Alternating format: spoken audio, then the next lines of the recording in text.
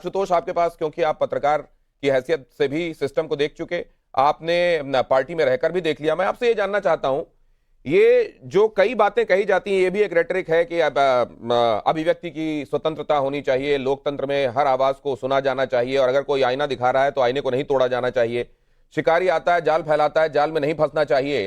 ये बात जो है इग्नोरेंस की वजह से नहीं मानी जाती, या सियासत में हिपोक्रेसी इसी का नाम है?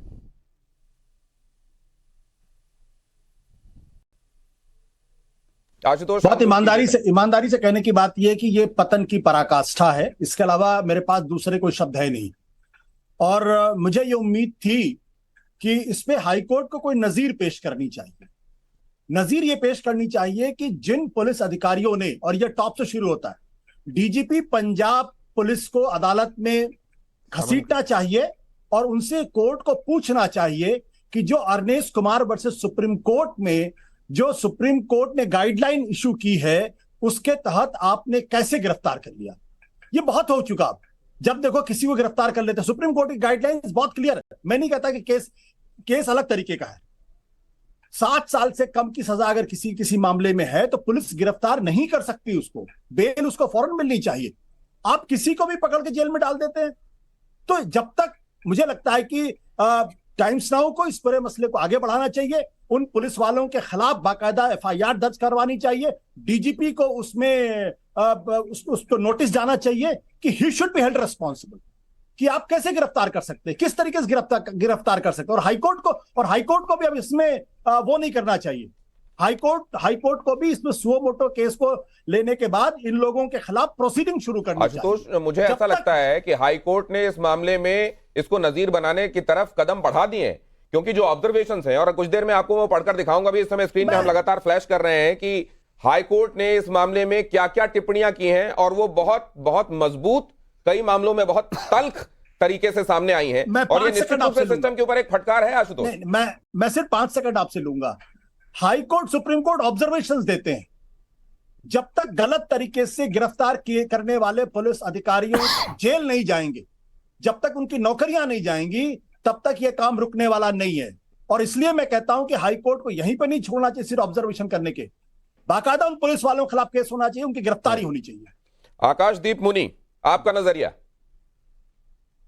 देखिए, जो आज ये केस सामने आया है, इस केस में एक चीज क्लियर है कि पंजाब पुलिस से गलती तो हुई है, और उस गलती की वजह से ये भावना जी जो जिनको अरेस्ट किया गया वो गलत था। आकाशदीप मुनि जी, मैं थोड़ा और स्पष्ट पूछना चाहता हूं आपसे, ये गलती तो हुई है या साजिश की गई है? अच्छा सवाल है। दिनेश जी, मुझे बोलने की आजादी दीजिए प्लीज।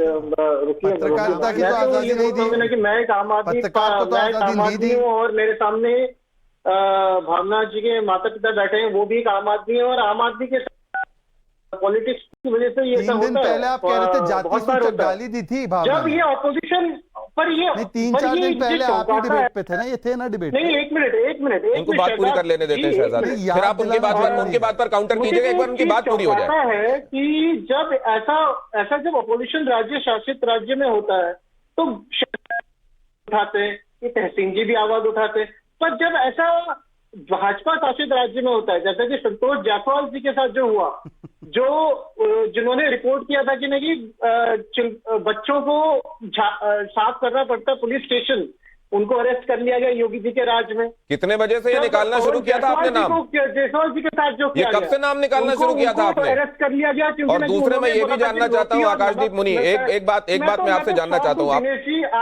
आकाशदीप मुनि जी, एक बात मैं बहुत स्पष्ट आपसे जानना चाहता हूँ, अभी जिस केस की चर्चा हो रही है, क्या आप उस पर बात करते हुए स्पष्ट बताएंगे कि आपको साजिश नजर आती है कि गलती नजर आती है? मैंने तो बता दिया कि पुलिस से गलती हुई है, साजिश नहीं की गई है।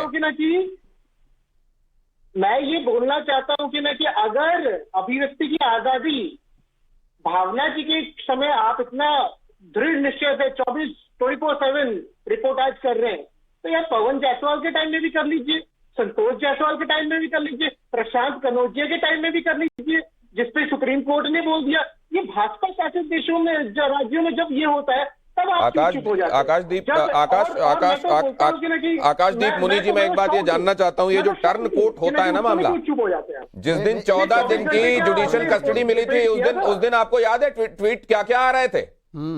आपको उस दिन आपको उस दिन का ट्वीट याद है? याद दिलाऊं आपको? ये स्वयं आकर कह कर गए कि एससी का केस बनता है, इस पे जाति सूचक गालियां दी है, ये स्वयं आकर कह कर गए। ये नहीं, इनको एक बार थोड़ा सा टाइम देता हूं कि इनको याद आ जाए, लेकिन अब मैं जरा